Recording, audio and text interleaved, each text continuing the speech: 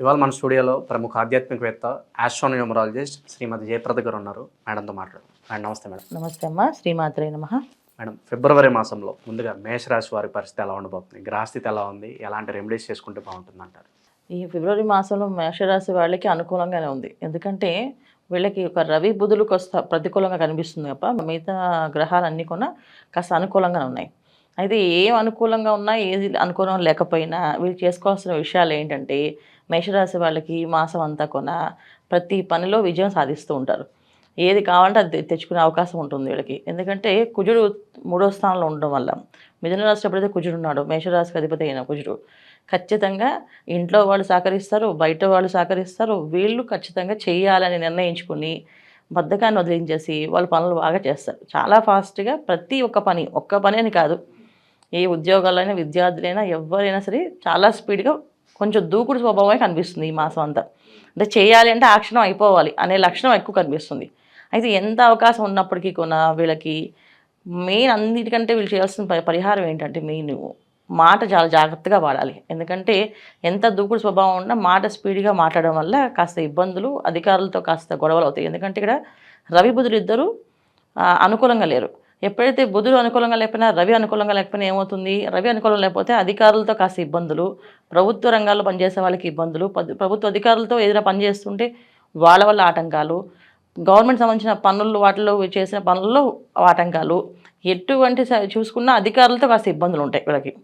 So ఈ దూకుడు స్వభావంతో గట్టిగా మాట్లాడడం కానీ, గట్టిగా ఒక మాట విసరడం కానీ చేస్తే వాళ్ళకి ఉద్యోగాలకి నష్టం వచ్చే అవకాశం ఉంది, వ్యాపారాల్లో నష్టం వచ్చే అవకాశం కూడా ఉంది. కనుక జాగ్రత్తగా ఆచితూచి మాట్లాడుతూ ఉండి పనులు చేస్తే అవుతాయి.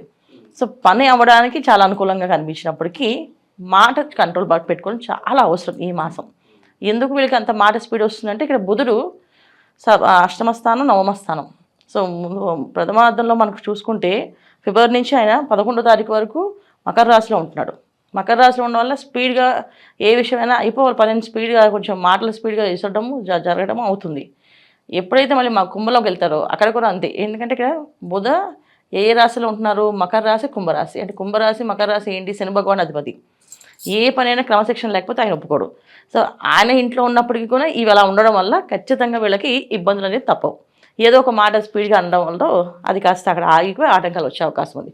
అందుకని మాటలు జాగ్రత్తగా పెట్టుకుంటే అధికారులకు కానీ, వ్యాపారస్తులకు కానీ, ఉద్యోగస్తులకు కానీ అనుకూలంగా ఉంది. ఇక కొత్త వస్తువులు, కొత్త వాహనాలు కొనే యోగం అయితే ఉంది ఈ మాసంలో. అయితే ఏంటంటే ఎంత అవకాశం ఉన్నా ఖర్చు అధికంగా ఉంది. సో అంటే ప్రతి వస్తువు కొనాలి అంటే అప్పు చేస్తేనే కొనేస్తాం అనుకుంటారు. అప్పుల జోలికి వెళ్ళకూడదు. అప్పు చేసి ఏ వస్తువైనా కొంటే ఆ అప్పు తీరే అవకాశం అనేది చాలా కష్టంగా ఉంది. అది తర్వాత వాళ్ళు చాలా ఇబ్బంది పడతారు. అందుకని అప్పులు జోలికి వెళ్ళకుండా ఏ పనైనా కొనుక్కునే అవకాశం ఉన్నంత వరకు కొనుక్కుంటే సరిపోతుంది. కానీ గృహయోగం, వాహన యోగం, వస్తు యోగం, ప్రాప్తి ఇవన్నీ ఉన్నాయి కనుక వెళుతూ ఉంటుంది. మనసు పరిగెడుతుంది. కానీ మనసు పరిగెట్టినా సరే మనం కంట్రోల్ చేసుకోగలిగితే ఖచ్చితంగా ఏ ఇబ్బందులు లేకుండా బయటపడతారు. లేకపోతే ఇవాళ చేసే ప్రతి పని ఎల్లుండి మళ్ళీ వాళ్ళు అంటే రేపు వచ్చే మాసంలో వచ్చే ఇబ్బందులు కొంచెం గట్టిగానే ఇబ్బంది పడతారు. కనుక ఈ మాసం ఇలా ఆచితూచి అడుగులు వేయడం అనేది చాలా ముఖ్యం. అయితే విద్యార్థులకి చాలా అనుకూలంగా ఉంది. విద్యా రంగంలో ఉండే వాళ్ళకి, విద్యా సంస్థలో పనిచేసే వాళ్ళకి చాలా అనుకూలంగా ఉంది. ఎందుకంటే ఇక్కడ శుక్ర రాహువులు, మీనరాశిలో శుక్ర రాహువులు కలయిక ఉండడం వల్ల చాలా అనుకూలంగా ఈ పని ఇప్పుడు అయిపోవాలంటే అయిపోవడము, ఆకర్షణతో ఏ పనైనా సాధించే శక్తి ఇవన్నీ వచ్చేస్తాయి, చక్కగా వస్తున్నాయి. కాకపోతే ఏంటంటే ఎక్కడ వచ్చినా మళ్ళీ మాట జాగ్రత్తగా అదుపులో పెట్టుకుని మాట్లాడుతూ ఉండాలి. అంతే. అన్ని విషయాల్లో రంగాల్లో విజయాలు సాధిస్తారు మేషరాశి వాళ్ళు. ఆరోగ్యపరంగా ఎలా ఉండబోతుంది మేడం? ఏదన్నా సమస్య తలెత్తే అవకాశం కనిపిస్తుంది? కాస్త ఆహార నియమాలు పాటిస్తే ఆరోగ్య విషయంలో ఇబ్బంది ఏం లేదు. ఎందుకంటే ఆరోగ్యం అనేది జనరల్గా కొంచెం ఈ మాసం వెళ్ళి కొంచెం బ్రహ్మాండంగానే ఉంది. ఇబ్బంది పడే అవకాశం ఏం లేదు. కాస్త అధికారులతో ఇబ్బంది, వ్యాపారస్తులకి కాస్త మనస్సు, వ్యాపారం చేసే వాళ్ళకి సంబంధ బాంధవ్యాలతో ఏదైతే మన కమ్యూనికేషన్ స్కిల్స్ ఏవైతే ఉన్నాయో అవి కాస్త ఇబ్బంది పెట్టే అవకాశం ఉంది తప్ప ఆరోగ్య విషయంలో ఎటువంటి ఇబ్బందులు లేవు, చక్కగా ఉంది, ప్రాబ్లమే లేదు.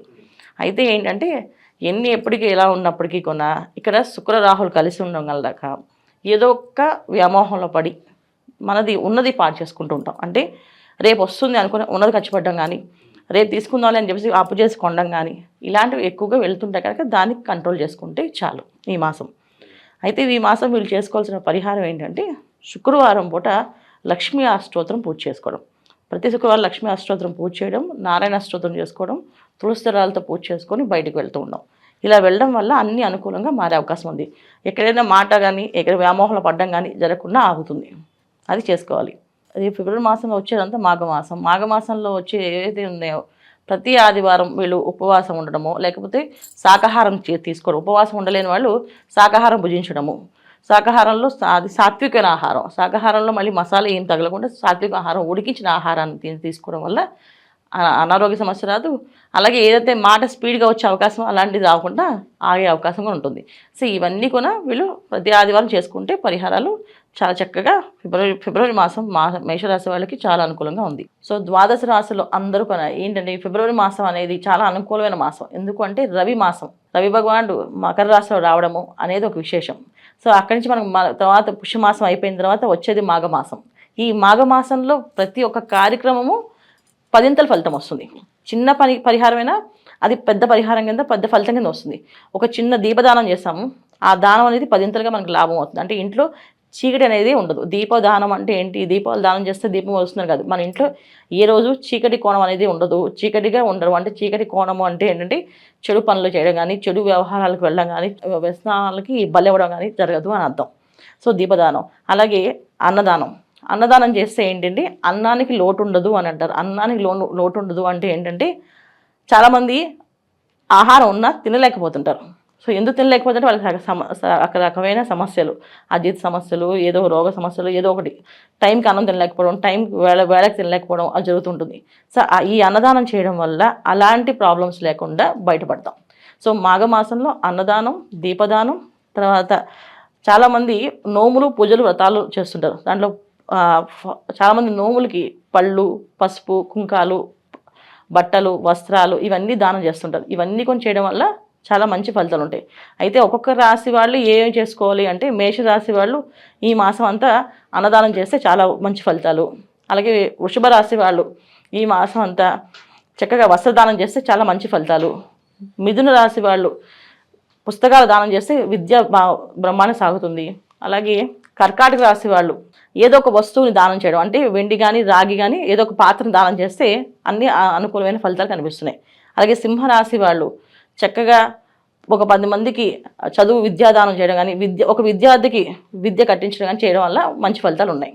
సో ఇలా ఒక్కొక్క రాశి వాళ్ళు చేసుకుంటూ వెళ్తే అన్ని అనుకూలమైన ఫలితాలు కనిపిస్తున్నాయి.